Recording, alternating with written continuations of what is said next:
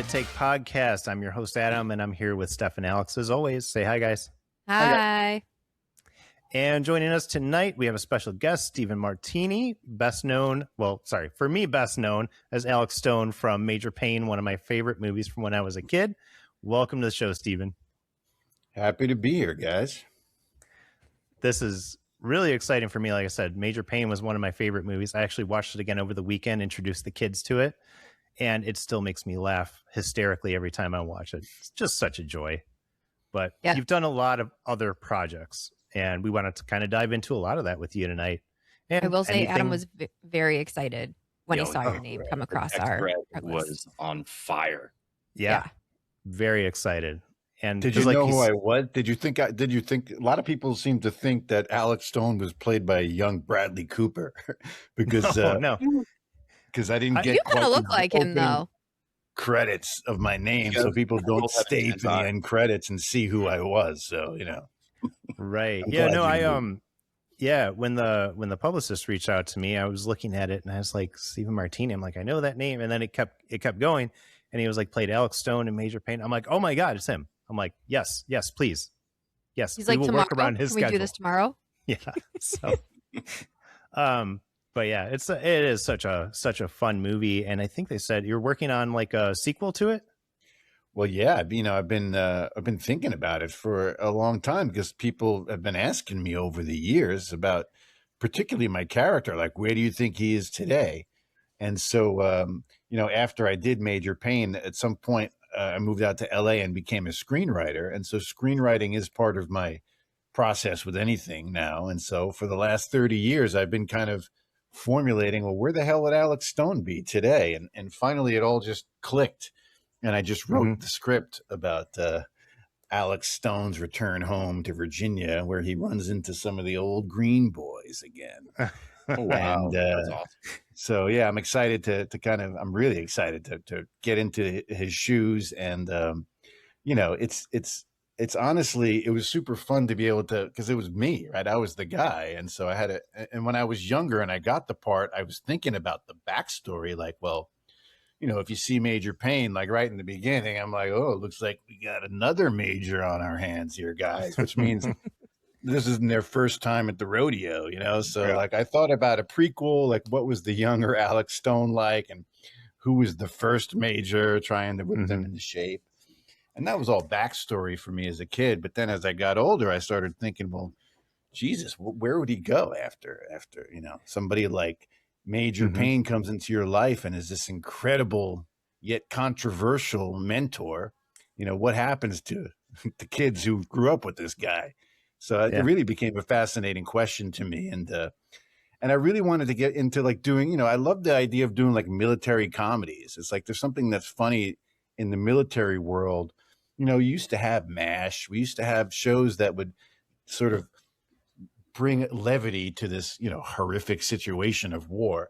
And so I really got excited about threading my sort of comedic voice into things that are, serious. Even Major Payne deals with post-traumatic, stress, which is a real thing. And if it's played for comedy, it's a fine line that I know a lot of people certainly didn't quite understand it at first when they saw Major Payne, and so I really think it was ahead of its time personally. So I'm really happy.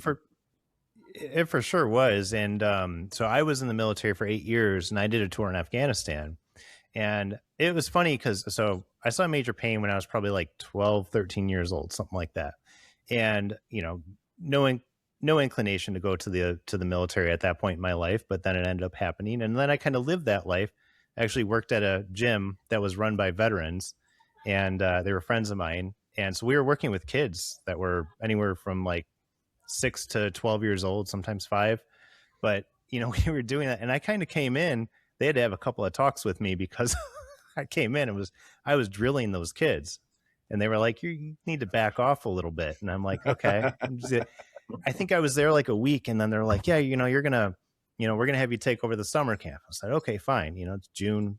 Like, I'll take over the summer camp. So the kids come in, after day one of the parents called and said, yeah, I don't think this is for my kid. So the kid had quit because it was just too hard on him. And the owners were like, shit's out of there. And the owners were like, yeah, they're like, okay, so you need to like ease up a little bit. So I walk out and all the kids are sitting in their box lined up. And I'm like, all right, so who's going to quit today? What are you, a coach from the 60s? You remember the Titans? You will be perfect. Yeah. But it's funny because we did, just because of the nature of what we did, we use Major Payne quotes a lot. And a lot of the kids didn't understand it because they had never seen the movie. But I remember I played clips of it for them, especially the part where he first comes in and starts talking to them. And I was like, it's still just one of the best scenes where he's just kind of laying into them.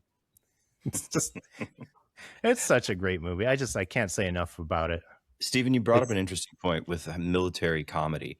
And I was talking to this girl who was on our podcast a few weeks ago that I'm starting to date. And she was pitching me an idea for something. And the idea for it, to me, seemed a little fanciful. And so I was giving her a little grief. Like, it was an idea for a show that she wanted to do. And it kind of brought up the conversation of what's the better jumping off point, the wacky, the crazy, that day when this happens, or do you jump off from a solid point in the story of just like this military function, this static thing is funny in and of itself, and then the wacky, you find the wacky later down the line. Yeah, well, is it a show or a film that you're talking about? She's talking about doing it as a show. As a series, yeah. So you kind of have to keep the engine going for each episode. So that's kind of a different way to break it down than a film, which would sort of just have a beginning, a middle, and an end. But yeah, but those are the real questions that you want to ask yourself about, where are we riding the line with the, with the comedy and how far do you push the wackiness, so to speak, and without disrespecting the sort of gravitas of the dramatic situation. Is it still funny if it's not believable? I guess.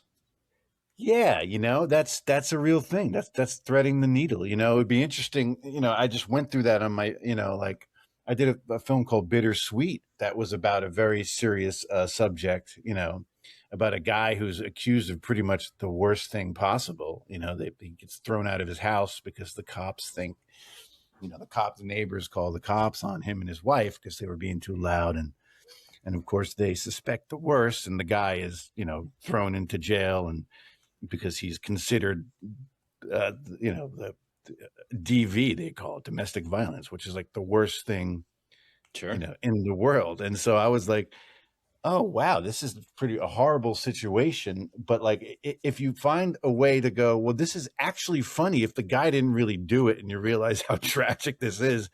And you just know that, there's something horrible about it. But there's a giggle factor that happens to me and it's something inside of me. And I'm like, oh, I know this would be really funny if, and you kind of, after that, if you kind of have to figure out what that if is. And then once you know what that is, I feel like you have to ride it. The giggle factor is like, oh yeah, even people are not going to be sure they can laugh at this at first. Somebody actually told me that about my film Bittersweet. They watched it at home and they didn't watch it in a theater full of people. And there's a difference because, when you're at home, you don't really know is it safe to laugh? And, but when you're in a theater, the minute somebody who does get it, yeah, it like opens up the space for people to feel safe to go, oh, I can laugh at this. Sure.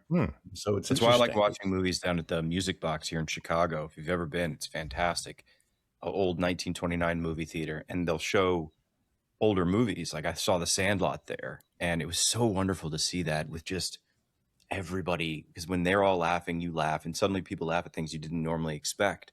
And you're just like, oh shit, that's funny because everybody agrees that it's funny. It's okay to laugh with everyone else. I know. And it's very interesting because so it's a real line. And I don't know how to explain it. I guess that's sometimes for me, I leave my body at when something happens and I kind of see it from the outside and I go, oh no, this is really funny if you're patient with this and get to the, ride it to the end of, sort of the punchline or whatever. And so, yeah. Yeah. And I think that there's a part of it, in very serious things, the comedy side of it, I think helps people relate to it and understand it. Again, being a veteran, we would make a lot of dark jokes and everything, especially about our mental health and PTSD, but it's just because it kind of lightened what we were dealing with. So it almost kind of like, and that's where I think that something like that takes a serious subject and makes it funny feels more realistic than it being dramatic, if that makes sense. It almost feels real. Yeah. Well, I think, again, like each person has a point of view on life. And if you see the things that are just genuinely absurd, like so much of life is absolutely just genuinely absurd. And so if you can really find that line, I really feel like people, genuinely get that, because at some point we all kind of see the absurdity of life. Yeah. We're all just walking around on fucking banana peels waiting to slip. It's insane. Like, there's definitely an ice cream. Can you hear the ice cream truck outside? Does anyone want anything? I was trying to figure out what you were listening for. I'm like, what are you doing? Oh, you can't hear. Okay, this is good. I'm just hearing the voices, Steffi. Just hearing the voice. It's fine. So on the same note, when I just wrote the script for, it's called Major Stone, and it's where is Alex Stone today, right? And Right. And so he's retired from the military. He wanted to stay in long enough so that he can reach the rank of major, but they didn't promote him to major. He's still just a captain. So like he never quite made it to major, and he gets out, and he's got some PTSD a little bit from the when you go to war and you have the experience that a lot of these soldiers have. There's genuine amount of PTSD that you have. And the way that I played with it with Stone, and especially dealing with him trying to reconnect with his old mentor, and that voice that one would hear, a lot of people, and dealing with the realities of an injury that you get when you're fighting in the army. You get hooked on these drugs if you get an injury, right? And so like there's a lot of these situations that are really serious for veterans, and I was able to find a way to deal with like the addiction and the dependency and the trauma and all that stuff, and still bring this Alex Stone figure into it. And people who've read it, I gave it to real soldiers, and they were all like thanking me, like, my God, man, it was such a relief for you to talk about these issues in a way that made me feel like I've gone through this, because I was Stone was a and anyway, I don't want to get into the backstory, but I gave it to people who really did what he was doing in the army as a captain for the Rangers, and dealing with drones and stuff. And so I wanted to know what they thought, and they were just like thanking me, like, oh my God, like people, we just need to be able to laugh at this stuff, even though it's all insane, So yeah, well, and I mean, like you said, Major Payne, you clearly see the PTSD in him. All he wants to do is get back to killing. And seeing that, it's not so overt. I mean, you can tell just by looking at it, but it's never said out loud, right? It's never said out loud, but the way he responds to certain situations, you're like, this is a guy who's got some demons. And I think, and again, it's handled so very well. And I'm very excited to see what you come up with for Major Stone, Major Stone. But yeah, it's PTSD is a real thing. Dealing with it is a real thing. And, and I didn't really, sometimes you don't even realize what's kind of happening to you, right? Like, I didn't really think that I was dealing with too much when I got back. And I was talking with my wife about it, and, and then I was thinking about it. I'm like, because I had never done any kind of drug, aside from alcohol and nicotine before I left. And then I came back and I was like, fuck it, I'll smoke pot. And then it was like a friend has like, oh yeah, tell him I'm having trouble sleeping. Here, take one of these benzos. Sure. And it's like, here I am, like just trying new drugs and taking pills. And it's like not really realizing that I'm dealing with something that's just not really at the surface, but inside. And it's a lot to take in. And it's a lot when you start realizing what was happening to you, what is happening to you. And then you start actually trying to get help and figure it out. Yeah, I mean, there's just so much inherent as a screenwriter. My brain as a filmmaker always sees there's so many point of views and stories and ways in to tell like really interesting stories about this stuff. So yeah, I don't know what's going to happen in the new 21st century, like, theater of war. They say the war, we're always fighting the last war, Yeah. right? We don't know what the next war is going to be like. So we're in a really, precarious, crazy, and, fascinating place right now. Just wait a few days. He'll give an announcement. It'll be over. Wait a day after that. Yeah. Yep. We were, it's interesting how wars changed. Very interesting. Sorry, Steph, I cut you off. Go ahead. Oh, it's fine. I'm still here. You've been sitting there quietly in the corner. Yeah, this is. Oh, you guys are. You're taking over. But okay, so Steven, are you gonna have any of the original cast members in your sequel? So, I wrote the script that certainly involves other Green Boys. Mm-hmm. And it opens up, you find out that Payne himself had a family, and so and people are very, you don't really, we keep it mysterious and open to the point where, like, my point is that I wrote a script, I could make a movie about Alex Stone returning home, and trying to be a domestic person now, after dealing with war, and now he's reconnecting with his old, basically teenage, friends, and the bond that they shared from that first film, is a bond that exists for life, right? And everybody had an experience of this man who's this crazy, controversial mentor, and not everybody liked him, right? So it's I wrote it so that I can make it no matter what. In Hollywood, it's a different. You have to deal with things like IP and copyrights. So, like, in order for me to make an official sequel kind of thing for Major Payne or these characters, you have to basically get the copyright, the IP from Universal. So I've been trying to reach out to them, and if they see the I'm trying to say, like, guys, this is, I don't know. I saw Cobra Kai. I was about to say, Cobra Kai is killing it. You have the villain of Cobra Kai or of Karate Kid, right? And so, like, all these movies from the 90s are all getting their legacy sequels, and, like, there's nothing about this that when I think about Major Payne, I think, why the fuck not? There's so much in there. There's so much richness with those characters and the people involved. If you got the actual, if Wayans Damon and his family wants to get involved, like, you could just, again, the Cobra Kai aspect of this. So Alex Stone returns home to Virginia, and he starts his own boot camp business, because he can't get a regular job. He's trying to be home with his wife and his kids, so he's going to start his own boot camp business, right, in Virginia, where the old Virginia military games were, where the scene of his original training was with Major Payne, Madison Academy, Wellington Academy. You have that whole world back there, and you could bring that to today, 30 years later.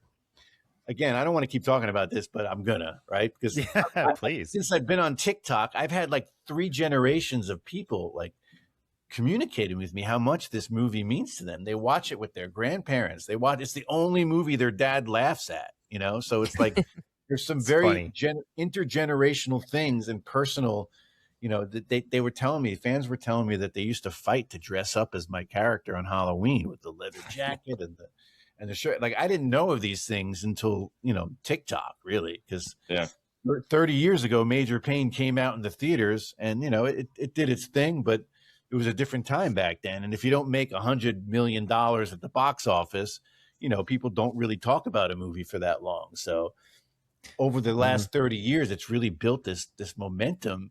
And I really believe there's a genuine place first of all, today's generation versus somebody like Major Payne is just like comedy gold waiting to happen. It's like, tech addicted, ADHD, on the spectrum of everything, completely, identitarians of trying to figure out who we are and everything. It's like, to me, all of that is comedy gold for somebody like the contrast of Major Payne and those kids. So it's just, it almost writes itself to me. So I keep putting it out there. And I've heard actually, from Damon and the original writer that they're interested in bringing, Major Payne back too. So all this stuff is my long-winded way of saying, like, all the stars have to align for this to exist as the same property that it was. And, and if if that happens, then I would be grateful and happy for it. And if for some reason it didn't, I would then still say to myself, as an indie filmmaker and a screenwriter and an actor and an artist, I would still say, okay, I wrote a script about a soldier who's returning home with some PTSD and he's running into his old friends. If I can't say that that's me, Alex Stone from Major Payne, maybe I'll change his name to, Major Jones, and maybe I make a different version of a movie. Sure. That, again, it's just in your world of pop culture, it's all about marketing and how do you sell something, and where does it exist in that realm. So like that's where you want to enter it, as far as it making a big splash and a big scale. But if you can't get that, then you make your own indie version, and and we're in this world of it's either streaming somewhere, it's on the internet, or maybe even a small theater. But or we wait 70 years until it goes into public domain, just like they've done with Winnie the Pooh, and make a horrible horror movie out of it. There are options. That's all I'm saying. Yeah, exactly. So I see what you mean, that's my big spiel. Those legacy sequels are great, at least for me. I'm 43, so I was a teenager when that movie came out. The kids were younger than me, but around the same age. And the last 30 years have been kind of shitty. I'm not going to lie. The millennial generation's had some crap smacked into us. So it'd be interesting to see. It's kind of like going back to a high school reunion, and you want to see how Jeff and Jessica and all of them turned out with the same 30 shitty years I had to deal with. I want to see how Alex Stone turned out. Orlando Brown's character. It's so simple. That's why it's like it's so simple, and like it appeals to us as humans. We get it. We all kind of want that. We'd watch that. It's like things, it's so crazy because I live in LA and Hollywood. Things get so overcomplicated. Now you have to pitch it and sell it and all these things. And it's like what you just said is the simplest storytelling that I like to do. So it's like, that's certainly what I wrote. So it's a matter of like, how do you get everybody on board, and what are we selling in this, in the pop culture realm? Yeah. Smash that like button and subscribe to go and see the new Steven Martini movie. Yeah. We were actually talking about it over the weekend. We were saying how the Major Payne fits into this genre of films that's the reluctant mentor. And there was a lot of them back in the 90s. You had the Mighty Ducks, you had Kindergarten Cop, obviously you have Major Payne, but then even like, Cobra Kai was that, and it's a whole genre of its own, but it's always good. Like, I mean, not one of those movies I just mentioned, and it always starts off with someone being a complete hard ass coming across, some kids or whoever to train, and it softens them up and teaches them a lesson about life and everything. So it's like, it's a whole genre. So, I mean, this is something that isn't really done that much anymore. I think Cobra Kai was the first one that really brought that back and did it well. Can we talk about how amazing that was? I mean, I thought that was so respectful, and yet brought it to this next evolution. The new kids, I didn't think I'd like the new kids. I thought they were amazing. I was like, how do you make me care about these new, like that kid Zolo, that kid who played the new Karate Kid. I love that kid. I hope he becomes a big star, man. Yeah, the director should get an award for that one. Everybody fit their role perfectly, and it wasn't all just pretty kids. Like, you see a lot of shows now, and like everybody's a fucking model. You're like, all right, that's not what high school looked like. Those kids all even looked at like your high school. Oh yeah, down in Granbury, Texas. I agree. That girl Tori, I thought she was really interesting. Like they cast a really interesting, like every part. Even Samantha, Danielson's kids had the hardest roles, and they wrote them so well because they knew those are the hardest roles to even like write or cast. And I was like, wow, that was so good. And then of course Johnny Lawrence is just, awesome. William Zabka, like they gave him like this part, he always played kind of that 80s bully, right? He was always playing that part. And then he did a lot of, small budget films and everything. But now all of a sudden, like, it made him a big star again. Like, this was a huge opportunity for him, and it, brought it full circle, and it gave him redemption arc. The whole show is about redemption. Every single character who was a piece of shit in the 80s became like a good person, with the exception of Silva.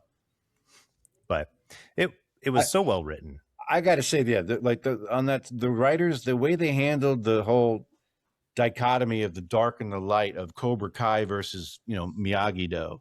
Like that made me go, these are the guys I want to see doing the Star Wars movies. I want to see them writing right? Jedi Academy with Luke Skywalker and the dark side and the light. Like they encapsulated it so well. Like I would want to see that personally. I'm like, you know, like just such cool stories to tell.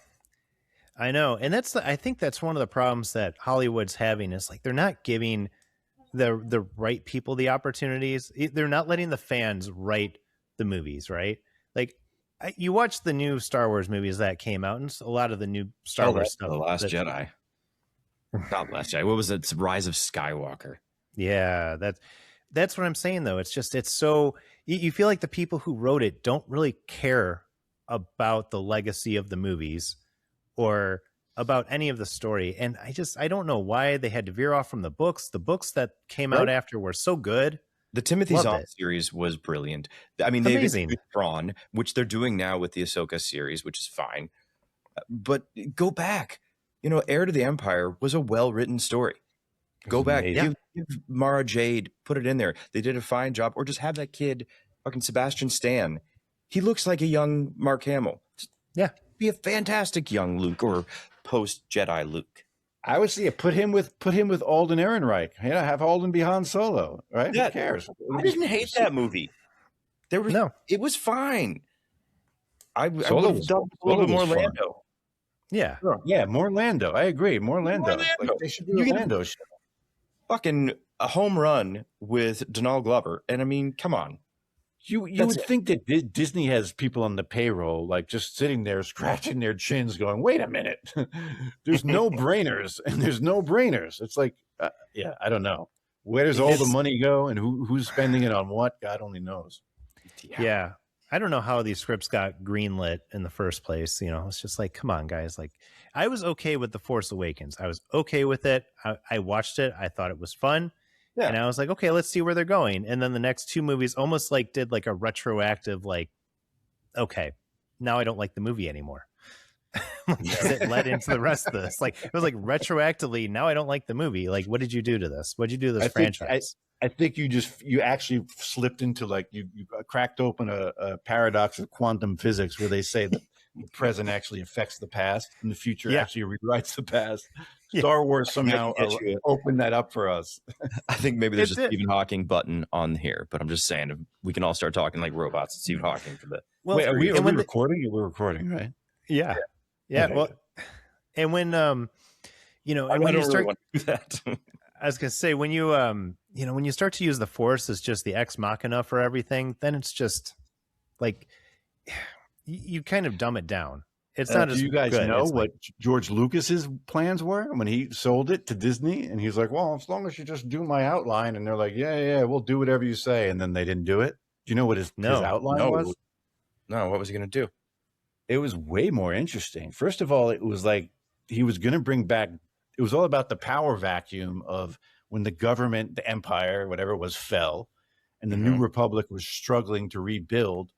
All of the mobsters, the gangsters, the smugglers, and the scoundrels start to, you know, rise up again. And he was going to bring back Darth Maul, just the way they did in the Darth Maul show. And he was going to bring back Maul as like he's now a crime lord, and he's going to what Crimson Sun or what's the name of his organization? Crimson Sun. Yeah, I think it was Crimson Dawn. Crimson Dawn. It's Crimson Dawn. Rescue and so Dawn. Anyway, and the reason why I think Luke was disappeared was that he had. This is way better, by the way. Luke, nobody knew where Luke was because he discovered something new about the Force. He discovered something about the wills, the microcosm. And, you know, George Lucas and his weird brain, which makes me want to see it even more. He wanted to somehow film the new microcosm of the midichlorian thing that everybody hated.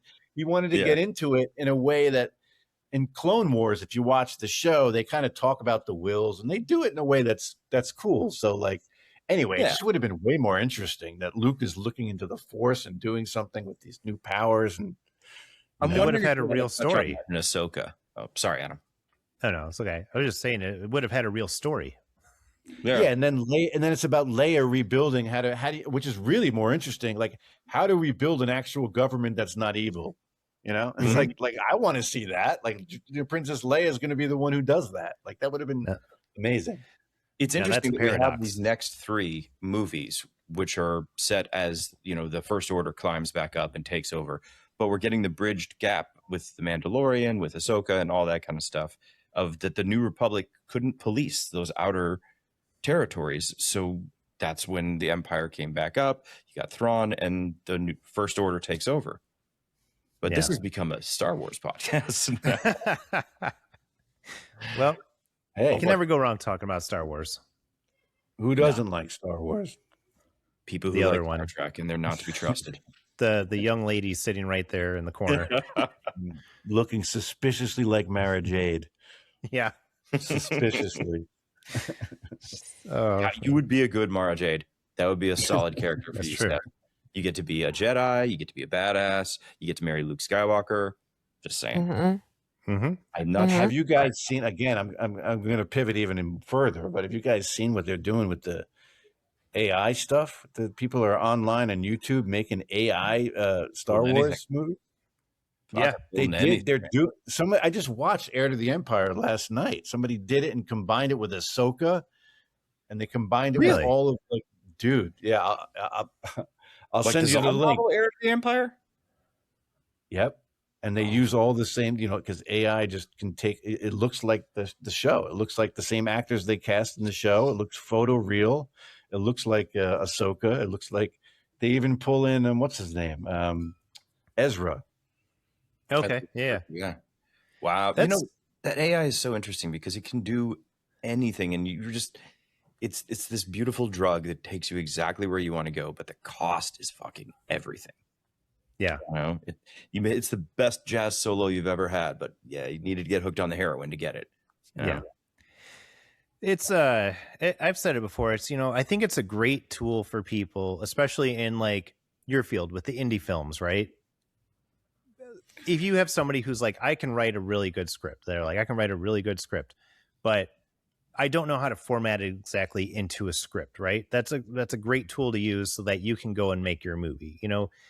Use it as a tool to do all the work, not so great, but as a tool to kind of help you and guide you in like kind of what you're doing. I think that is it's very useful. I think it's very useful, but I'm also a AI bro. I don't, again, like I've been like, I've been doing this for 30 years. So like I have my own instrument. I know my own process. I know what it's like to get notes from people. I know what it's like to, to sit there and like, I know what it's like to be able to recalibrate myself and go, okay, I'm going to do what I'm going to do because I'm, as the artist, but I worry with AI people, the new generations, they don't have that foundation. Like I can look at it and know when it's wrong. I know when it's actually adding something, of value. And I'm like, oh, that's interesting, but I know when it mostly veers off and you have to ride it like a rodeo bronco, to re-steer it back. And it's like, I just don't know who would have the wherewithal to say, I'm not just going to listen to every fucking thing this thing says or just do what it does. Like you have to be in control of it. And that's really the issue. We're going to let other people control it all for us, now, which is the really big issue. That's exactly it. And you have to have the foundations, like you mentioned. You do have to have the foundations because like I'm in the computer science world and everything. And if you have AI write code for you, you still have to be able to read the code and understand what it's doing. Because how do you know it didn't put something in there? How do you know it didn't put something in there that's going to steal someone's information when they're just clicking a normal button? You don't know unless you're able to read that and really understand it. So you have to know coding still. It's like a whole thing where, yes, it makes life a little bit easier, but you still got to know what you're doing. We're way late for Skynet to have taken over. Because if I remember T2 correctly, Skynet was supposed to have handled this shit by now. We're going to be fighting against them. Mm-hmm. Yes. That's a Terminator reference, Steph. Yeah, Yes. I am just completely lost on all What this do you think right now. about AI stuff? I mean, You fuck with it with Are we real dorking estate. out? Are we just totally dorking out over here? We're That's- dorking hard. well, I'm kind of used to it. I actually sometimes play a game to see how long I can sit here and not say anything. No. It's It is fun. Sometimes she'll recede. Wow, you think you went through? Oof. Okay. No, Good with one. AI though, I mean, in real estate, I had somebody today. I sent them a contract to look over, to put an offer in, And I said, ask me any questions you have. I do this day in and day out. I understand all the language. I know what everything means. I understand you don't. She's like, oh, I asked AI. And I'm like, okay. I was like, but you have a real person here that's can jump on a phone call. And she's so sweet, but I understand that that's a different generational thing than what I'm used to. I'm used to reading line by line by line. And so for me, it drives me a little bit nuts because also the information is not always correct. So they'll skew some things. And so I cheat and use AI for my Instagram posts sometimes when I'm too lazy? Absolutely. But would I have it help me make the biggest decision or one of Is the that biggest decisions of cheating my though? Is life? that cheating? I can't believe not Instagram is cheating. cheating. Cool. Yeah, I have AI write professional Instagram is email. the cheat. That's the cheat. I Yeah, see. sorry. I'm really witty, so I like to come up with my own captions. Gotcha. And I got you. sometimes I'm I just agree. like, I know. I don't have it. Today I had one, I posted it. I was like, ChatGPT, help me out. I'm too tired. And it did a great job. I haven't looked at how many likes or views I've had, but that's okay. But yeah, I appreciate it when it's necessary, but I would not have it control my entire life and how I do things. No, absolutely not. And I think, you know, I do it. I use it a lot at work when, an employee sends me some kind of complaint. So I'm in human resources. So sometimes I'll get these emails that are like 10 paragraphs long, but it's all one paragraph. It should be 10 paragraphs. And I'm like, I don't have time for this. And I just copy and paste it into Copilot. And I'm like, give me the bullet points. And it will be like, okay, here's the bullet points. Here's this, issue. I'm like, got it. Simple fix, blah, blah, blah, blah, blah. I'm done. I'm like, I don't have time to sit here and read their long-winded story. Like, I care, but I'm making a stuff to note that do. in human resources you use a robot. This is nothing against you. Don't 100% we do. me later. I'll help you 100% out. we do. But it's also a great way if you want to write an angry email to not sound like an asshole. Oh, God, You can write the angry email and then you say, hey, make this sound professional. And then it's like, great, here you go. Here's the professional way to say what you just put with less fucks. In the Yeah. artistic sense, AI is really helpful to kind of like get you from one point to another, and you can like fill in the colors on your own. Like the AI gives me the black and white, and will do like the inking or the tracing if you watch Chasing Amy. But you have to at least start from something. Steve, I think I told Steven, Steve-O, is there a preferred nomen? Steve Areno. Steve Areno. I told the guys, Adam watched Major Payne this weekend. I've seen it when I was younger and loved it, but I wanted to see some of your other stuff. And I watched the movie you made with your brother, Smiling Fish and Goat on Fire. Oh, see, okay, interesting. That was the first screenplay I ever wrote, by the way. Yeah. So that was You when I wrote- decided. That was when I decided to take my power into my hands. I was on a TV series at the time. This is the '90s, and I had done Major Payne. I moved out to LA, and I had some doors opened up where people were interested in meeting me. Right, I had some casting opportunities, and I was doing work as an actor. And one of the things I did was a TV pilot that was going to air on Must See TV. Do you remember on Thursday night? Yes. Friends and We had everything. the prime time slot. It was after ER, right? ER was like the big cop shit. show. And, I mean, we were the big cop show. They were the big doctor show, and so we were going to be like the cop version of ER. Like, and I was the rookie. There was like the main guy, and then the main girl, and I was the young guy. And anyway, I did this cool TV show, and it was a drama, and I had all this money from filming the show. But by the time they aired it, there was a whole bunch of shenanigans going on with the corporates. Again, pop culture is run by these corporations we don't really understand. And behind the scenes, NBC and Warner Brothers were fighting over rights for like Friends and Mad About You, like things that were going to syndication, which back before streaming, we had this thing called syndication, which was a show would just keep running forever and showing hundreds of episodes. And Give me those and then you'd residuals. still get, right. The good news is, you get paid for that. And that was a wonderful system, and it doesn't exist anymore. But anyway, they were fighting about that at the time. And so they ended up moving our primetime show from Thursday night to Friday night and then to Saturday night. And then they just canceled us completely. And I was just, a young actor on a show being like, what the hell? That was just my whole life. I thought this was going to be like the biggest thing. And I got depressed, but I had the money that they paid me for the show. And so I decided to make my own movie and say, you know what? I got together with my brother and we wrote our first screenplay, which was Smiling Fish and Goat on Fire. And I said, we're going to make a movie ourselves and just not be, under the thumb of these giant corporations that we don't really understand. And so anyway, that's and you did it at your own house. Did it. Yeah. Well, at first, yeah. But then we had to move locations and it was a whole, we had to reshoot. I mean, look, they say you don't shoot at your house, don't shoot with kids, don't shoot with animals, and don't use your own money, so it's like you just got to do all of that in all those cases. Yeah. So again, to me it was the spirit of the 90s at the time, and indie filmmaking was really just, it was like, oh, people are doing this is another way in. Sundance was at its heyday, it was like a whole thing. And so it felt like we really had it felt like it was the right thing to do at the time.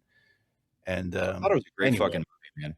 I thought it was a really great fucking movie. I sat here and watched it today, and with better marketing, I thought it was better than McMullen.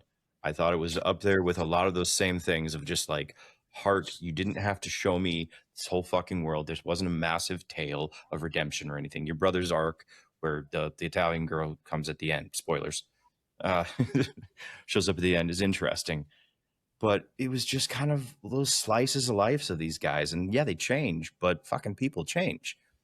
And I thought that was really interesting. Plus, corduroy penis has to be the funniest fucking bit. There's a whole thing in there, Adam, Steph, where his girlfriend finds a ribbed condom and she thinks that he's cheating on her, which he is, but it's not the point. And he's like, no, babe, that was for you. Remember, it showed up last time. I wrote the whole song about it because you said that it felt like I had a corduroy penis. I actually wrote a song with that too, and I'm trying to find it. It's like been lost in the tapes. We used to record on 2-inch tape. It was on back then it was analog, and we lost the tapes to it. I actually have a song called Corduroy Penis. That joke was actually, so I made that film with my brother, and then we got to my high school best friend had gone to NYU Film School. And he was like a director. And so we were like, hey, let's just put our own money in and make a movie. And anyway, that was my high school best friend's joke. He wrote that joke about the corduroy penis. It's a solid. And I had to say the joke. So there you go. Oh, we just lost Adam. I think I saw a text. Might cut out. Oh, okay. Oh. Well, now that are you guys hearing my sound and all this? Are you getting all the technicals? Oh yeah, you're fine. It's not great. Dude, this Riverside thing is so easy now. You just log on and it's fucking AI, does everything for us. And yeah, but they switched a couple of things on us, so we're not thrilled about it. They did. Steven, okay. I really respect the shit out of you for doing that with the own movie. I did that on a much, much smaller scale however many years ago, where after I got out of Second City, I wanted to do my own thing and bought every camera I could find from pawn shops, tried to figure out how to do it, and started my own production company and just made comedy videos, and never fucking came of anything. They're minor views, but I can look back at them now and just go, well, fuck yeah, man. I did something. There's no such thing as wasted art, right?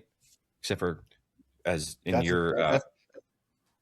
think that's a toxic thought that goes around, that we think that, I think that the tree falling in the forest certainly makes a fucking sound, and the squirrels fucking hear it, and there's plenty of animals that eat a fine meal from that fucking tree, So it's like they say, go big or go home. I think that's bullshit. I think it's just doing the thing is the thing. Like the people who don't and sit back and criticize are the problem.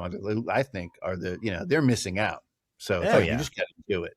You have no effect. You have no control over the final repercussions, how far it ripples. You really don't. Talks about everybody talks about the butterfly effect and how you can't go back in time and affect something. We create butterfly effects with every goddamn move that we make. Everything you do affects something somehow out in the world. So creating some piece of art that, even if just me on my couch today watched it, and as that character Clive's last words were echoing out and your film closed out, I was like, fuck yeah, slow it down. Slow it down. I just put that film on YouTube, by the way. I'm excited to watch it today.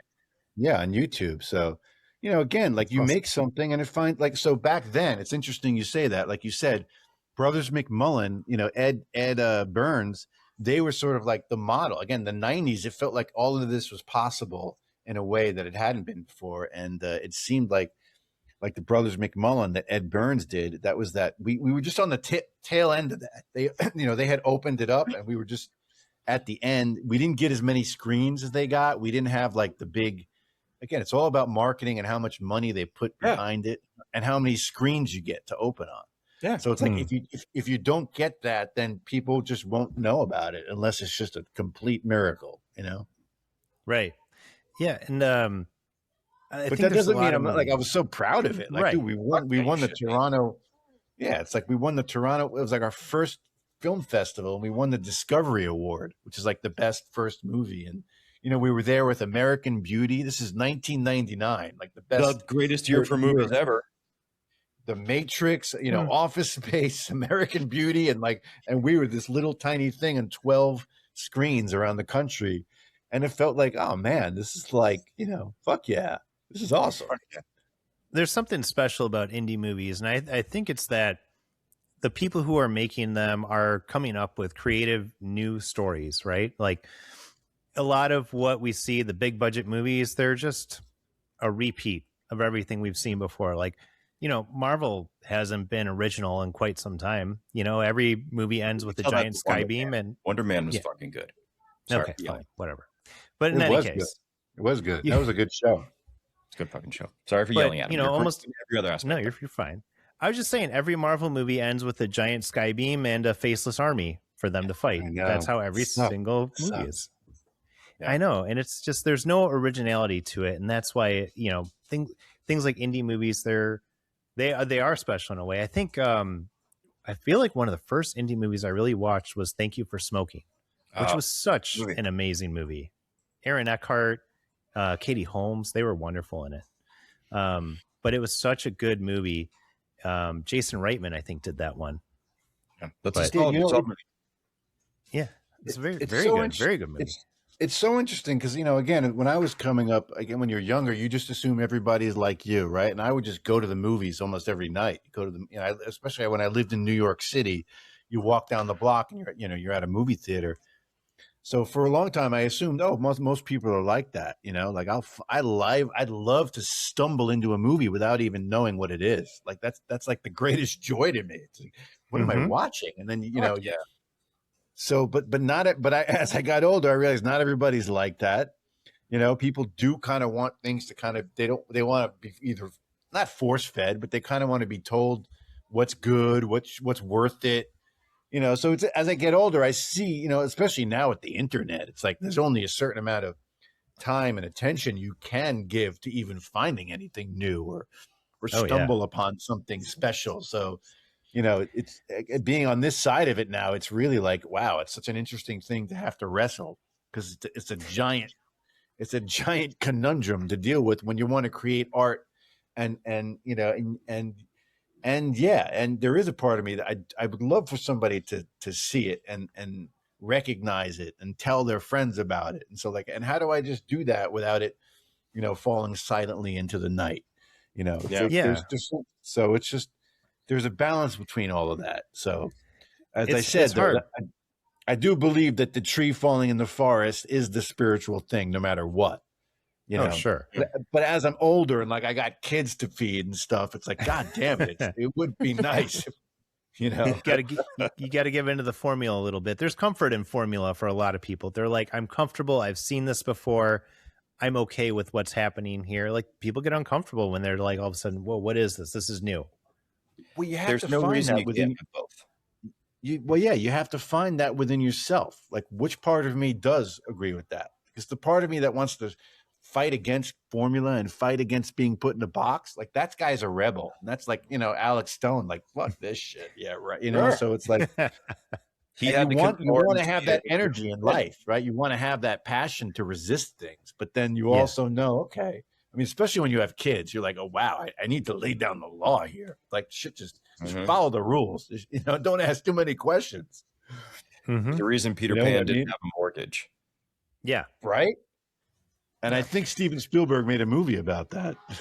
Oh, fuck yeah, I did. Hook's such a good movie. Yep. Did you guys, by the way, did you guys do Disclosure Day? Did you guys already see it? I haven't seen it I yet. haven't seen it yet. Mm-mm. I want to see it because I want it to be good, but I also don't want to walk in to the other side of Spielberg's window. I know as shitty as that, because we just talked about art being amazing, but you know how it is sometimes when you fall in love with a director or a creator, I don't want to see their decline, and I worry about decline. Just anything like Wes Anderson. Fucking love Wes Anderson, but to me, his movies have started to decline because he does the same bit. He lost me too. He lost me too. I agree. He lost me. He lost me. Paul Thomas Anderson didn't. He picked me back up again. I was like, oh man. I was like, this is, but he lost me a little bit too. But he's back. Yeah, I know that happens.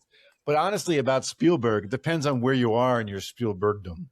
Like E.T. and Close Encounters were such formative experiences for me that I really want to see what he's got to say about that stuff now. That is his milieu, is the aliens. Spielberg reminds me, Adam, don't let me forget, you have to see Empire of the Sun. It's so fucking good. I'm going to watch it. I haven't seen it yet. Steph, you haven't seen it, right? No. Steven, have you ever seen Empire of the Sun? Oh, of course. Are you kidding me? Brilliant.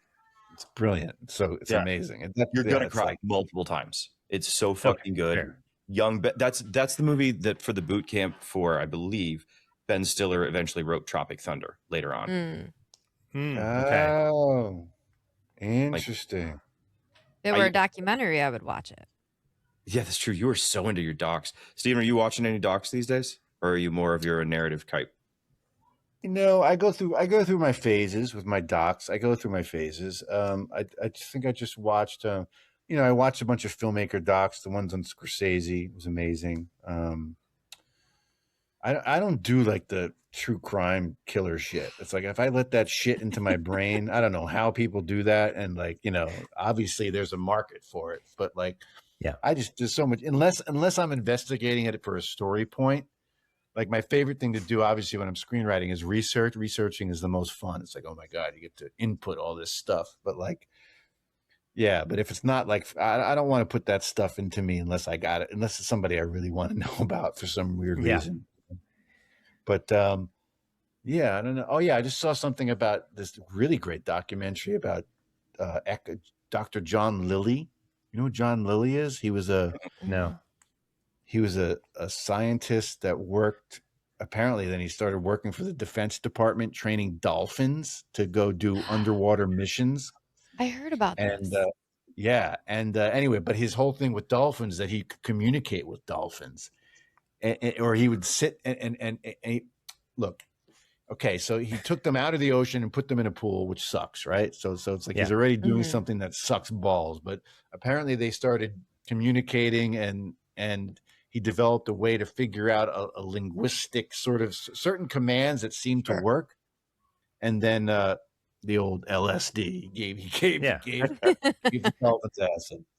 And so whatever it's the dolphins acid. He did. And so, at some point it's not ethical, and it's disappointing ultimately, but it's fascinating. They MK Ultra'd some dolphins. That's amazing. Yes. Yeah, they did actually. They did. That's exactly what they did. So and then crazy. Even in the movie, he's not allowed to say that he really worked for that part of the mission. It's like, you're lying. You're clearly lying. You just train to listen to you, People have done some weird things in war. There was, did you ever read the story? They made, they strapped bombs to bats and dropped them into, was it Germany, I think? I think was it Japan? It was pigeons.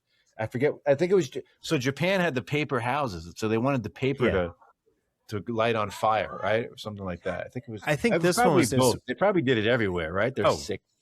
Yeah, they were. I know there was something where they were going to strap bombs to bats, drop them out of a plane so that they would go into the attics of the homes and then detonate. But they were so high up when they released the bats basically froze and just fell to the ground and exploded. Aww. But just wild shit like that. Who's thinking of? There was LSD involved in that for sure. I mean, that's how you win wars these days. Just take a lot of drugs. Yep. God. God dang it! That's the problem with Vietnam. We stopped the drugs. Lost. Well, let's not hurt animals in the meantime. They don't deserve that. Steven, are you watching anything else? We're coming up on what you watch in time. Honestly, when I was a kid, I read these books by Anne Rice, The Interview with a Vampire, and Vampire Lestat, and the whole thing. And they just came out with a series on AMC Plus. How is that? Dudes, dudettes. You're a dude, she's a dude, we're all dudes. Yeah. Fucking brilliant. Yeah? It's Really? like they got a bunch of playwrights and composers to be in the writer's room. And it's like the thing, and the editing is amazing. Somehow they captured Anne Rice's books in a way that they modernized it to the modern world that doesn't make it just ridiculous. Like if I loved those books when I was a kid, but I'm like, wow, it might be hard to adapt. It's really good. They really use all of the interesting characters that she created, and that's their IP basically. Each character that comes in is like, it's super cool. She built such a cool world with, like, it was Interview, Lestat, Queen of the Damned, and then I think she did an Armand as well. She did. And he's, dude, the person they cast for Armand is amazing. You're like, oh, that's Armand. That's Armand. It's amazing. It's really well cast. AMC Plus. Fuck, now I gotta subscribe to that. Yeah. It's worth it, though. Honestly, there's like two. It's worth it. It's worth it. Is it okay? So is it better than the movie was? Yes. Okay. Wow. Better than the movie. Movie was, I like the movie. Not Queen of the Damned. I like the movie too. I actually love Tom Cruise in it. I thought he did a great job. This guy is Lestat. Sam Reed deserves an Emmy. Like the performances he does, like, oh, I'm telling you, it's really incredible. AMC the way that they are good shows. AMC Plus, dude, prestige. Yeah. It's funny. I'm finally, for the first time ever, watching The Sopranos. Never did it. Never got to it. I'm now on season 3, and it's so interesting to see like the beginnings of prestige television. You know, the day-to-day storylines with the overarch of the season, and every now and then you'll pop back into, oh, by the way, Tony's under, investigation. Oh, by the way, his mom and they're trying to kill him. But you never got the Michael Imperioli thing? That would have been a great character. People always thought I was him. People thought that I was in the Basketball Diaries because he shaved his head in it. Yeah. And at the time, Major Payne, people knew me as the shaved head guy, so they thought I was him. And then when Christopher became a big, character, people said, "Oh, are you Christopher?" So I definitely got people thought I kind of looked like him, but I never met him though. So and I never worked with him. I would have loved to audition for that fucking show. At that point, it was hard to even get auditions at that point. I wish. Oh my God. Yeah, honestly, you're in season 3. I love that you're a Sopranos virgin, man. That's like, it's interesting. There are some storylines I'm kind of bored with, but there's some of it that's really interesting. His mom just died, and I'm looking to see where that goes. I'm sure there will be a couple dream sequences. Have you watched The Wire as well? No, that's the other one. That's after this is that I have to finally catch up with. I've seen a couple episodes. That one, it's so good. I'm going back to that one, and I just hear how great it was. And I watched a couple episodes with my wife. She wasn't really into it. And unfortunately, we have to find things that we both enjoy for some reason. Which is why you're still married and I'm not. Yeah. But back in the day, before I was married and, like when I was just kind of by myself, I just would watch shows in like a couple of nights. I would watch all kinds of movies. I've seen movies that people have never heard of before. But I don't get that anymore. What? Like what? Like have you ever seen the movie Tire? Tire? Yes. It's a movie about the entire. It's about a tire that goes on a serial killer rampage. And is it by the French guy, Quentin Dupieux? Yes. Yes. I watched that whole movie. Okay. Oh my God. Ridiculous. It's the most ridiculous thing I've ever seen. And it's just like it's just a tire bouncing down the road. She's got great taste. That was Oh. before Oh, my no. wife. She would have never, Okay. never, Oh, never in damn her it. life. No. This was long before her, but it's just a tire bouncing down the road and killing people. And it's like Rubber. Rubber. I'm sorry. You're right. Rubber was the name of it. And I knew what yeah, you were talking just about. a wild idea. Yeah. What kind Yeah. of weird ideas make for the best movies? Yeah. There's been like quite a few. Have you ever seen The Man from Earth? That one's not as oblivious. I want to say it's Jim Caviezel, but I could be wrong about that. But in any case, it's a bottle episode. It's an entire movie that's a bottle episode. They're I love in this that. cabin. Yeah, it's this group of people. They're in this cabin, and one of their people they're all like teachers, I think, and they're saying goodbye to one of them, and he like starts telling them the story about how he's just always existed, like he's immortal and lives forever and everything, and he's just telling the story as like of his life, how he started as a caveman, and then he was Jesus, and it's wild. It's a wild movie, but it's just a guy Did you telling a just throw story. Jesus in there? Did you just like toss Jesus in the middle of all that? It's like, Yes, he said, yeah. Wow. He's talking about how he was Jesus, and like Jim that's why he Caviezel? rose Is from the that- dead. Is Just that to keep Jim the red Caviezel? states listening. Yeah, huh? Is it Jim What's that? Caviezel who played Jesus? No. This is No. a 2007. I'm trying to remember. It wasn't Jim Caviezel. I'm trying to remember who the lead actor was. You got David Lee Uh, Smith, Tony Todd. Oh, Tony Todd's in it. Tony Todd was in it. Rest in peace. R.I.P. Tony Todd. Fucking great actor. Yeah, but it's a wonderfully done movie, and it's just a guy telling a story, and you're just so engaged in the story that he's telling. They never leave the cabin. They don't do anything else. It's just him telling a story for an hour and a half, 2 hours, whatever it was. But you're hooked. You're hooked on him telling that story. Maybe it It's was just- a play at one point. Usually those It might have been. like all in one location started off as a play. Yeah, but it was so very good. If you get a chance, watch it. It's What is I it don't want to called? say it's like an obscure movie, but it's Man great. from Earth, 2007. Who's in it? Can't see. David Lee Smith is your lead. That's the guy I was John thinking of. David Lee Billingsley is in there. Richard Reel, he's just quality character Oh, actor. that's a But real indie movie. I don't know anybody you're talking about. Yeah, William Catt. Yeah, no, it's Bill Catt. you would William know. Catt, the greatest Yeah. American hero. Yep, you Oh, would wow. recognize some of them if you saw them. Like Yeah. if you watched the Wow. movie, you'd be like, I know who this is. That's interesting. So you guys do that? Do you guys? I often think of that because I'm like, does it matter when somebody's, I guess, famous in a movie and you're watching it, or when somebody you recognize, as opposed to somebody who's just good as the character? Like, oh, this is a Depends good. on the subject matter to me. We have had this discussion where there's actors who get too famous for me to give a shit anymore. Like I can't see their craft anymore because all I see is them. But sometimes, when I can go back and watch.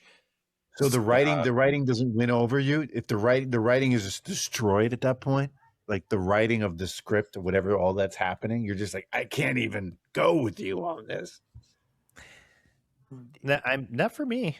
I mean, No? I like a good story. If the story is good, I'll watch it. I don't care who it is.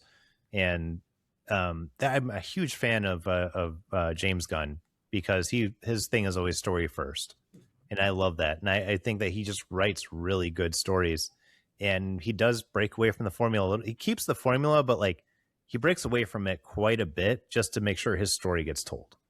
Yeah. I guess to answer your question, Stephen, it doesn't destroy the writing, but it does take me out of it a little bit.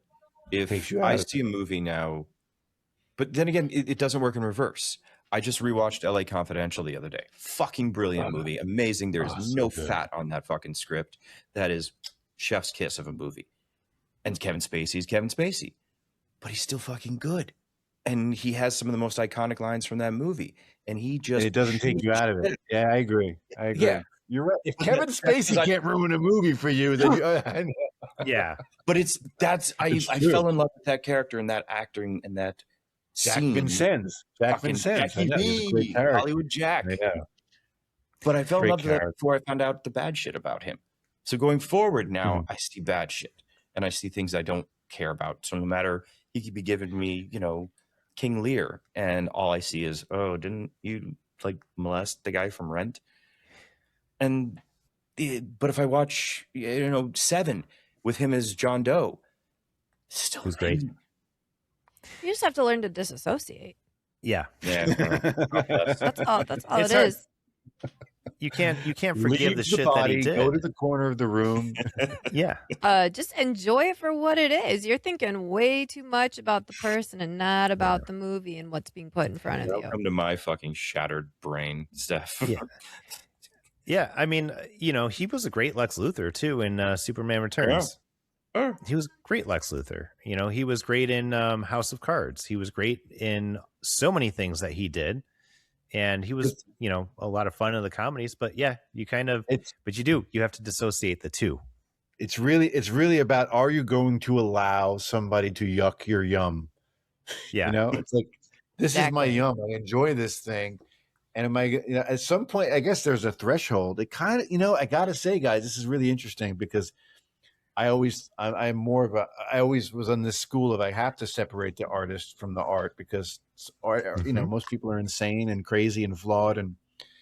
But fucking A, I couldn't avoid these goddamn Epstein fucking emails. And I see Woody Allen in the fucking Epstein emails. And I'm like, fucking A, it's like, it's so terrible. You're just like, and then all the other shit that comes up with that, you know, it's like, oh my God. It's hard to watch the brilliance of Annie Hall, knowing where it goes. But I mean, it's also what's the line from Dark Knight? You either you either die or live long enough to be the villain or something. Nobody's perfect. So and again, so we have to choose where the yuck and the yum is, right? So again, like, so but with somebody else, like on this terrible spectrum we're now talking about, is like Michael Jackson, right? Michael Jackson is somebody, if you grew up with him, it's, you know, it's hard to even explain what he was like. And you know, and when it comes to that, every time I hear his songs or hear like, you know, I actually have in that situation, I have what I consider primary source information, you know, on that, which is I grew up with, I became friends with, and I worked with the Culkins, and you know, Macaulay Culkin has always maintained, you know, and I know this from his brothers too, and even his sister, you know, that like, you know, nothing happened, you know, at Michael Jackson's house, and like it was like, dude, yeah, whatever, like maybe it was weird, but like nothing, it was just like, it was totally fine. And so like I take that primary source and I go, okay, I guess I'm gonna wear my rose-colored glasses and see the glass half full, because that's all I have right now, you know. And the other side of that is that when I did any research into that fucking crazy story, you know, is like you hear that it's like, you know, the dad of the kids was like a screenwriter, and he wanted, you know, and I've been in those situations where people expect you to get their connections and their deals, and in Hollywood shit gets so crazy and shady so fast that like I just started to see, again, my lens was like, okay, I trust this source, and I know how mistrustful that, you know, situation is, and people will do the worst things. And now the dude can't defend himself. You know, he's dead. So it's like, and Thriller was fucking amazing.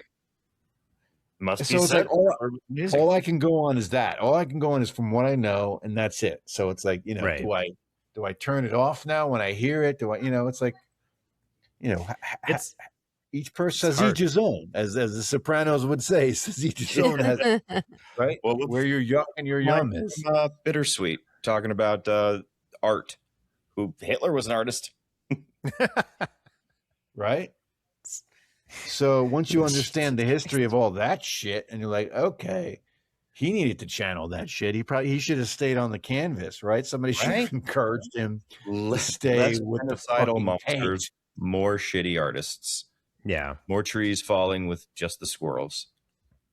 You know, this is a big issue, and I wonder what, you know, because I'm a person who, because now all this notion of people always talk about toxic masculinity and all this shit. And it's like, you know, I've always been a person who's had a creative outlet. And so whenever I feel really negative, aggressive feelings, I have a creative outlet, you know, and I always wonder, you know, especially I think about soldiers, again, thinking about Major Payne, you know, Alex Stone, you know, soldiers are trained to do these horrible, horrible things. And it's like, in order to, you know, you want me on that wall to do, you know, you want somebody there at the worst time, you know, it's like they have to be ready for it, but they're primed for it. They're trained for trauma. So it's like, how do you jujitsu all of that negative all of that intense energy of violence and, all that stuff. So to me, that's it's a real thing. And I wonder, since I'm able to have that, I just don't, people who don't have that, I don't, can I wear those shoes? I don't even know if I can walk in those shoes. You just, you'd have to pretend. I don't know. You're right. The creative outlet is important. And that's why we have this podcast. That's one of them. This is my creative outlet. Yeah. This is mine like this. I'm excited to see what you do with this next movie and how you portray it. Because I'm actually very fascinated by everything you've said about, we're going to keep our fingers crossed that all of the stars align. But I think the way you're going with it, it's so intriguing. And I'm going to be the first one in line. I haven't been to a theater in a while, but I will go to a theater to watch it. Yeah. That's what for me, it's once I know, again, it's that weird giggle, genuine, I know this is the world has brought us so much cynicism, and now this, the internet and everything has made us so cold and closed down. Sure. But I'm fighting for, I know when something's earnest and genuine and pure and true. And it's this is not about a cash grab. It's not about anything other than this is just a great fucking stories to tell like this. And it's that's it. That's all I've ever been in it for, is that genuine, oh my God, I just want to be a part of this story, You can, and you can tell when a movie is a cash grab. You can definitely tell. And then you can tell when someone really cares about the story and what they're selling. Yeah. We all saw Beetlejuice. We know what a cash grab looks like. I did. I liked the movie, by the way. You didn't? Don't waste your time because I liked it. Steph, you can take this for a second while I go get another CBD beer. Yeah, Beetlejuice is one of my favorite movies, and I was very excited. Adam and I are siblings, and our dad got us into Halloween and kind of all the things macabre and whatever. And so we're like, okay, this is going to come out. This is going to be amazing. Well, first of all, my dad and my brother apparently went to the theater without me to go see it, which was a really cool, sick invite. But then I watched it on my own, and I was like, this movie kind of sucks. I was like, I'm actually really disappointed. It was just too much. Too many storylines all in one. They were trying to bring back too much. I love that they stuck with the original kind of the claymation and all that stuff, but I did not think the storyline was good. Yeah, and I'm the opposite. I enjoyed it. It was not as good as the first Beetlejuice movie, but I still thought it was good, and it was fun to see the characters again, and it was, nice little high five. Like, hey, we're still here. Kind of. I liked it. Yeah, that's you're who they made it. I think of that. I'm like, well, you're who they made it for, right? You have to think, well, they made it for the people who just want to enjoy seeing those characters, and then they want to get the new people in with the with the younger cast and all that stuff. So, I'm not since I'm in the business, in the game, and as an artist or whatever. I'm so not. I mean, I guess I have my harsh opinions about things, but I'm just not as. I try and understand what are they trying to go for here, Yeah. I really try to, because I've been through so many meetings where it's you see how these scripts go through so many iterations of and you get people have to, they have to give their notes and they have to do things. And it's such a gauntlet that any screenwriter gets anything on the screen that they're proud of, So it's it's just, anyways, it's so interesting to be on the other side of the curtain. Frog too much. The what? I said at some point you dissect the frog too much. It's if you have all these different people taking what you've come up with in this way apart to see how it works, you're like, well, can't ever put that back together. It helps to have a solo vision through there. In which case, we want to remind you, we are going to be completely funding the Major Payne sequel. Guys, check. It's going to be all yours.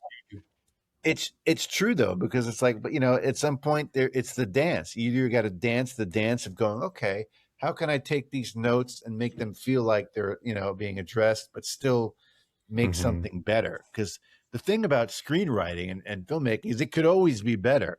Sure. So it's you just want to be the person who's there at the moment making it better, So it's how was that writing with your brother then? I would have fucking gotten into a fist fight with my brother if I was writing a movie with him. We certainly there were times, especially in the editing room, when you're editing the footage all together. You edited your own movie? We did another movie after that called Lime Life, And that one actually stars Rory Culkin, Kieran Culkin, Emma Roberts. It's a really good cast. Alec Baldwin Wow. Jesus. and Timothy Hutton and Jill Hennessy. It's a great cast. And we wrote that. That was our second script, and it got into the Sundance filmmaking labs, which again, after the 90s and the 2000s, like Sundance was like, that was like my film school, really. It was like an amazing experience. And so anyway, in Lime Life, my brother and I went through a lot of sort of different iterations of what we were doing with that. And yeah, there were times when, if there's one person in your life that's a safe space for you to vent all of your fucking anger at, it's your brother. Oh, It's yeah. your brother. That's it. Is he older or younger? He's older, so so How many that's years? even more safe. 2.5 going on 40. Yeah. Me and Adam. He was always somebody who was, he graduated, pretty quickly into like, oh shit, this is what the world is like.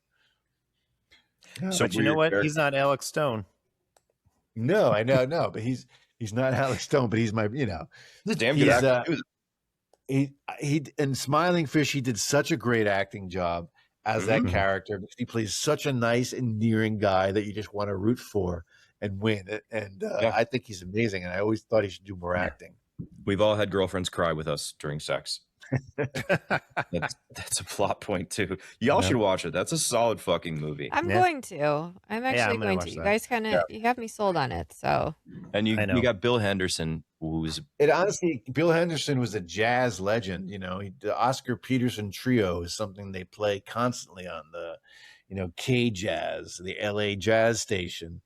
And he's, again, at the time, people don't even know who he is now, but he was a jazz singer, and he had such character and such everything he gave to it was amazing.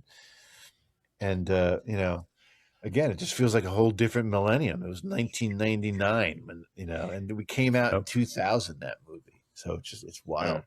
But that started my screenwriting career. That's what made people go, oh, wow, you're a screenwriter. And honestly, the fact that happened, we ended up, so long story short, we probably put around 50 grand into that movie, write your own screenplay and make the movie. And it ended up, winning awards and selling, and we got the money back when we sold the movie, and they even gave us money to do some like reshoots, which is unheard of back then. The indie movies, they cared about it. Wow, you can do some like inserts and reshoots. But the big thing it did was that then Hollywood, once it came out on the screens, I would go to the theaters every day, go to the Lemley theaters with my guitar and be like, go see, because we had no real press. So I had to promote it. And by doing that, I got people to see the movie. And one of the people who saw the movie was a huge TV executive. And he ended up buying the film as a TV series, as a pilot. So it became a backdoor pilot.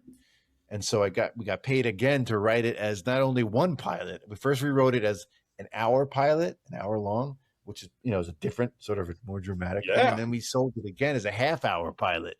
So like this thing was like this movie. We're like, let's go make a movie. It ended up becoming this whole, new career of being a screenwriter. And then I started getting, jobs to write pilots and staff on TV shows and stuff, which is like super cool. It's one of the greatest jobs you could have, So we're running short on time here, but last question. I have one last question. Maybe we'll just do one quick round. What's the craziest story you have from your time in Hollywood? Oh Jesus! broad statement. Too many. Oh man, too many. I'm Overload. We're excluding the night that you and Oprah sword fought on top of the Hollywood sign. We were all there. We saw it on CBS. It was amazing. Your fencing skills There was a guy. It actually was a guy named Jesus. No, I'm saying Jesus. There was a guy whose name was Jesus, and he walked down Hollywood Boulevard dressed as Jesus. And one night in my younger and more explorative days, it was Halloween, and I think I was on some naturally grown spores of the mushroom that were grown out of a cow dung, and it grew, and I ate it. And I was walking on Santa Monica Boulevard on Halloween, and Jesus showed up. and he was really dressed like Jesus. And he led me through the entire Halloween parade, which, by the way, is like, WeHo in West Hollywood. It's like the Pride Parade times, mushrooms and, ecstasy. Can mushrooms be an integer of like this times mushrooms? Yeah. Why wasn't that bad? It was plus B.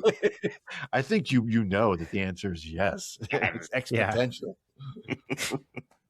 And there's someone here that knows it's he took me to the comedy store, and then he got up on stage and did a comedy show. What? Oh my God. Was it Jesus?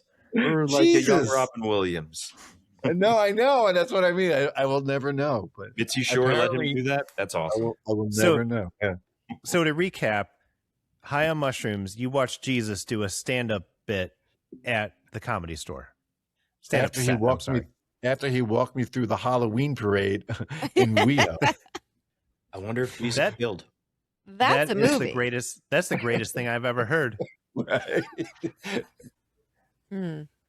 Anyway, I've heard some other people talking about things that I don't know if they're lying or not. But all I want to say is that Bam Bam Bigelow, off camera, was a really nice guy. He was a really sweet guy, and he really was.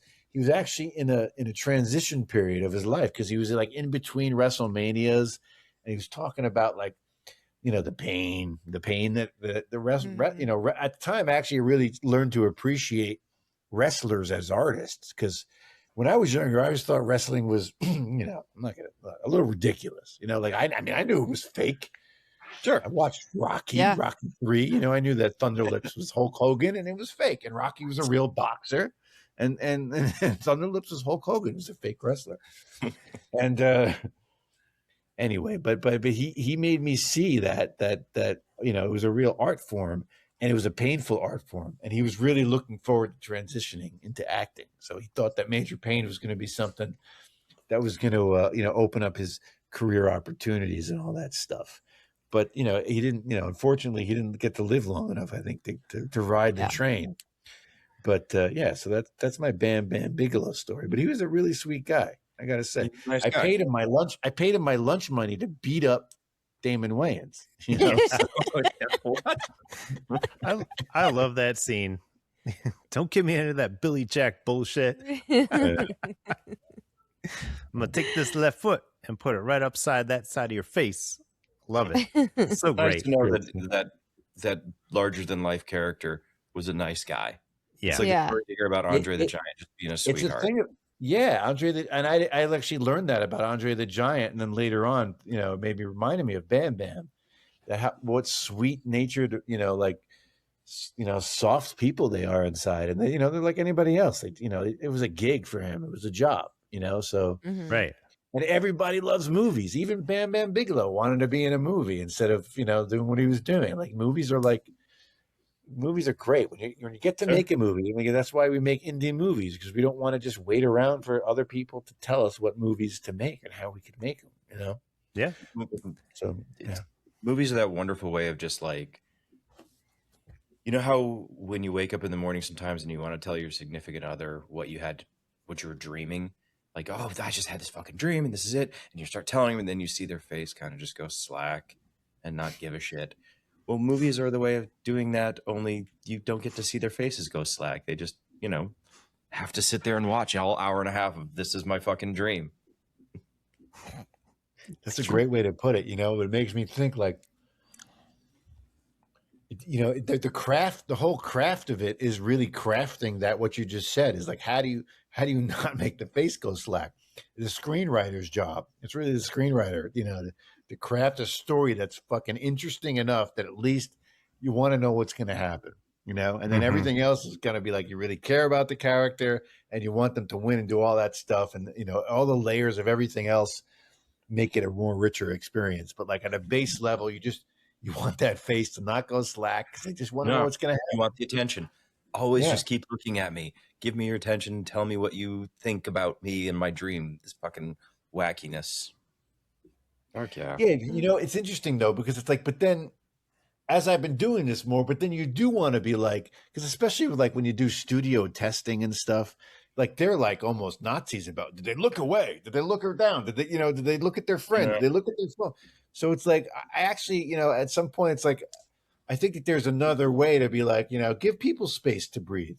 Like when I was making my movie Bittersweet, I was noticing like, God, I was so worried about those quiet moments, with the character where like not much is going on and they're reflecting on something, and there's not, do I put music? No, I wanted to take music away. I wanted to just be the environment, and it was nighttime in an alley. And my character was homeless, and I wanted just some sound. And like I was so worried that this scene is going to be boring to people, because it's like, oh my God, you just don't want people to be.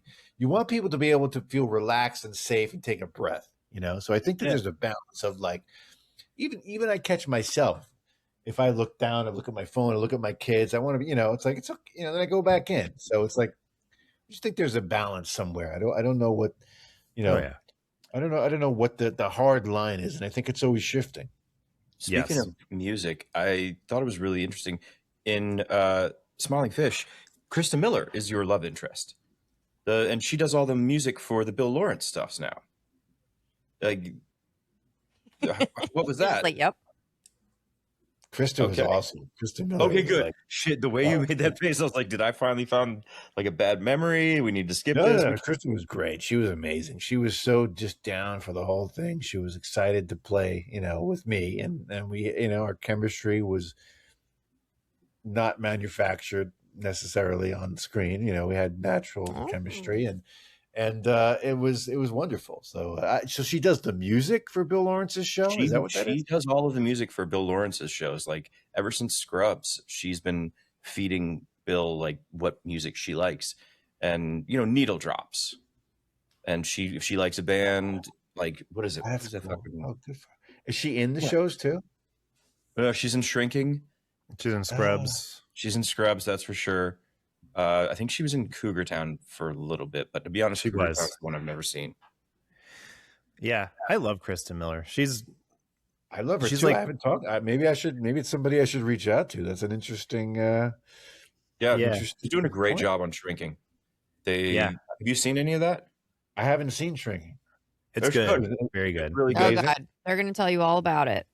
No, they do a good job because we're sitting here talking about trauma and how it affects us. And like where we go with it, that's that whole fucking show is finding new and interesting ways to carry the goddamn baggage that we've accumulated over all of our lives. I like that. That's interesting. And Harrison Ford does a great job. Jason Segel does a good job. Yeah. How many seasons? 3. They just finished the third one. Yeah. It's good. It's very good. Yeah. It's funny. Check that out. Yeah, and the music's great. She fucking kills it. She's got a lot. God, what is the name of the musician that's out right now? It's gonna bother the shit out of me. Talk amongst yourselves. I did enjoy kissing Krista Miller, I have to say. I'm jealous. I don't know if that'll get me on Shrinking or not, but listen, I'm jealous. I had a huge crush on her when she was on Scrubs. There was something about that angry lady that I just liked it. She was great. She was super fun, and I have nothing but wonderful, warm memories of that. And she was also trying to, she was on the Drew Carey show at the time, right? Yeah, great show.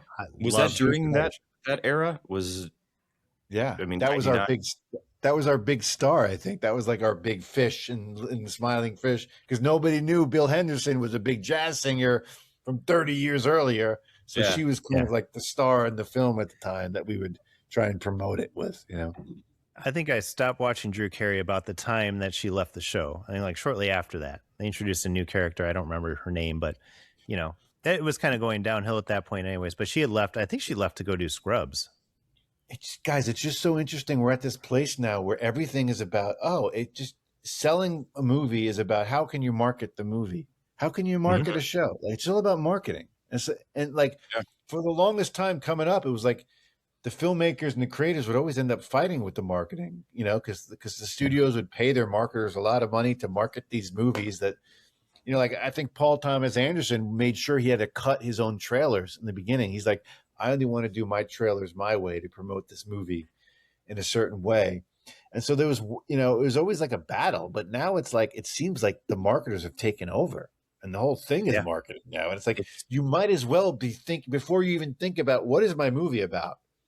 What is this? What is my great idea? You might as well think is, well, how can I market the idea I don't have yet? That's great. It's like, it's sales first, product second.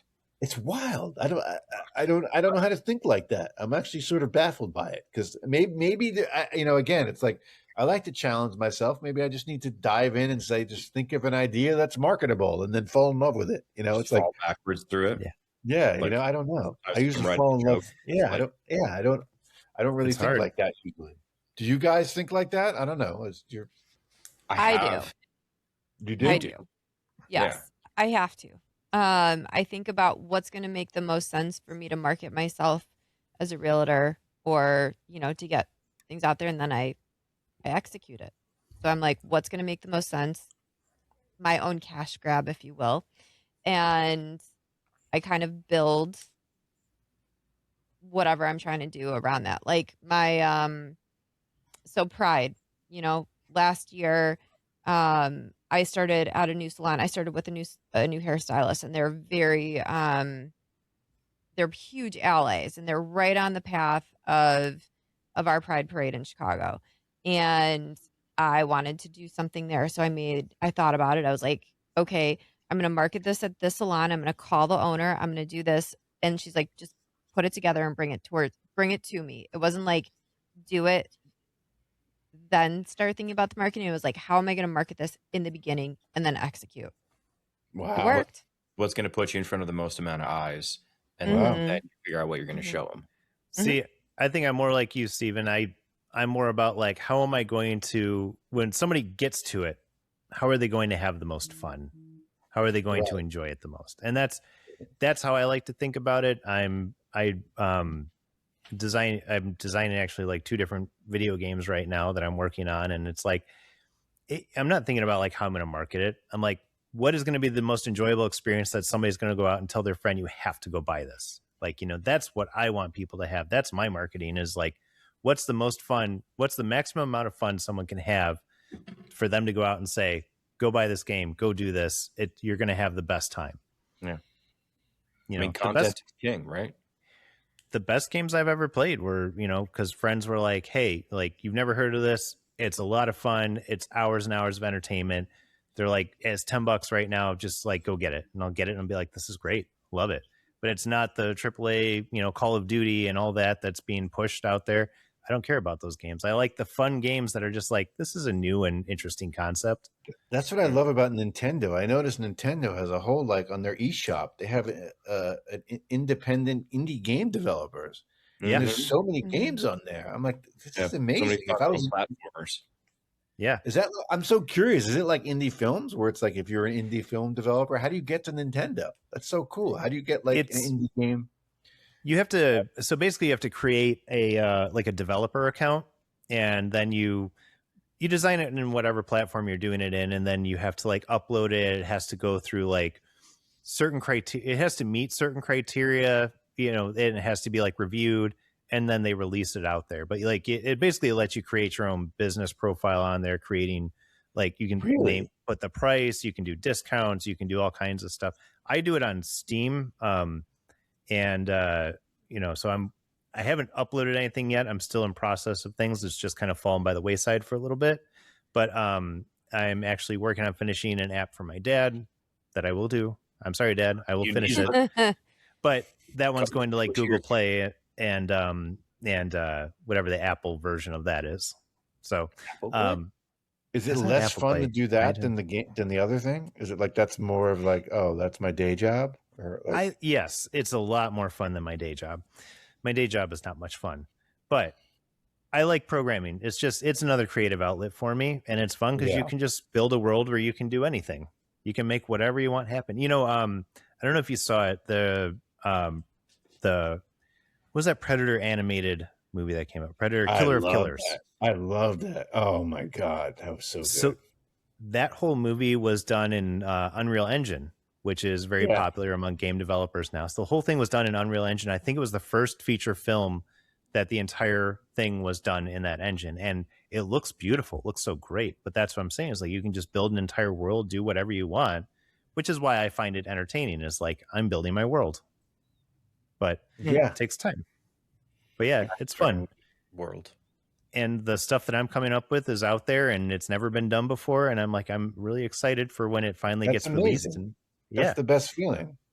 And I'm You're like, it may not. an apple, buddy. No one's ever seen you before. Nope. Mhm. And you know what? We'll see what happens with it. You know, if it gives 10 people joy to play it, then it's worth it. Right. That's all you can do. That's all you can count on. Yeah. Yeah.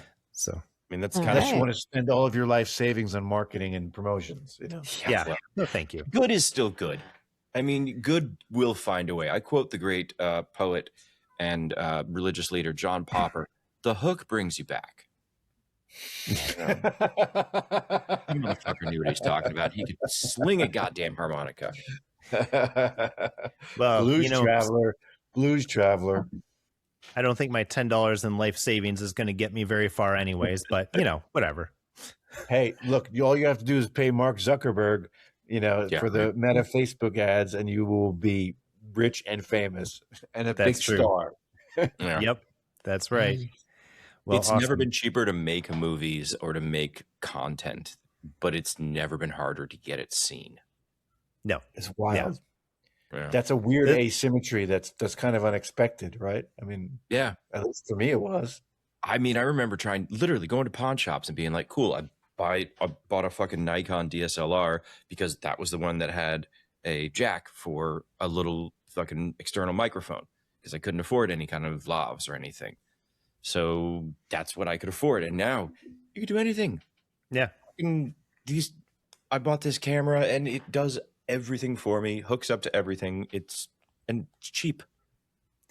Yeah. Well, and like the movie and show market is I want to say it's oversaturated, but there's a lot of good stuff out there. But it wasn't like back in the day when you had a knob that had 10 channels on it and you watched whatever was on those 10 channels. Now you have thousands and thousands of options that you can choose from, millions.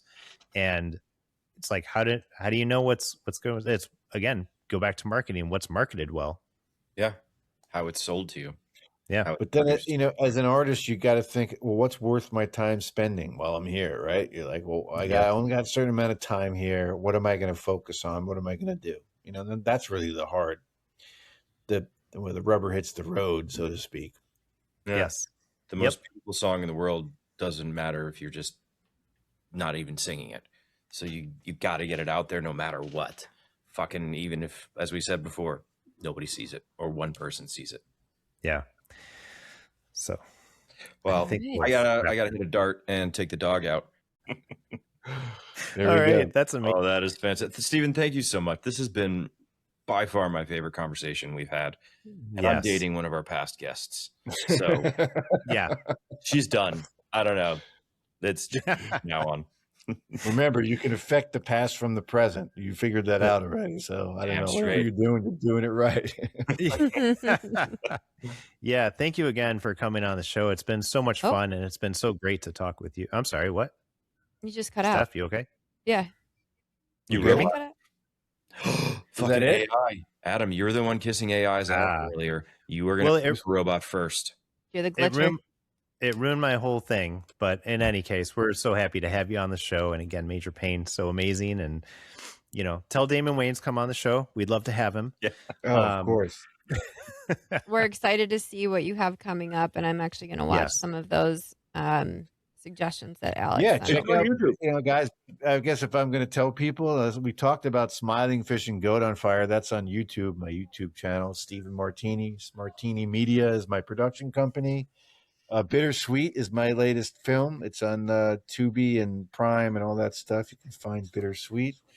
I recommend you guys watch it if you're interested in the stuff we're talking about. So here we go. Yeah, absolutely. Movies by good independent filmmakers. If you don't want to watch the same slosh over and over again, watch somebody who knows what the hell they're doing and they learned how to do it the analog way. Mm-hmm. I think so. And I think it's all going to come from us individually. Like we have to, we can't just let these giant corporate slot machines just like push everything down on us. We have to go out and find our own stuff. It seems like every 15, 20 years we get another indie revolution where people are tired of the shit. And then it's like, okay, like in the 70s, it was just tired of the 60s bullshit. And then we got, the 5 Easy Pieces, the fucking Easy Rider, that Jack Nicholson beautifulness. Then we had crap throughout the 80s. And then the Robert Rodriguez's and fucking, you know, Quentin Tarantino's of the 90s brought it all back all the way up into yours. You know? Yeah. It's And all cyclical. Yeah, no, it is. And think about all the different substances they were all on in each era. They were all on different substances, and now we're all on prescribed digital crack. Yeah. Subscribe. Great. We're subscribing to digital crack. Well, thank Awesome. you Well, again, Steven. This has been awesome. Hey guys, Yep. great talking to you. Thank you. And if to all of our fans, we will see you next week. Thanks again, Stephen, for coming on the show, and see you later. Bye.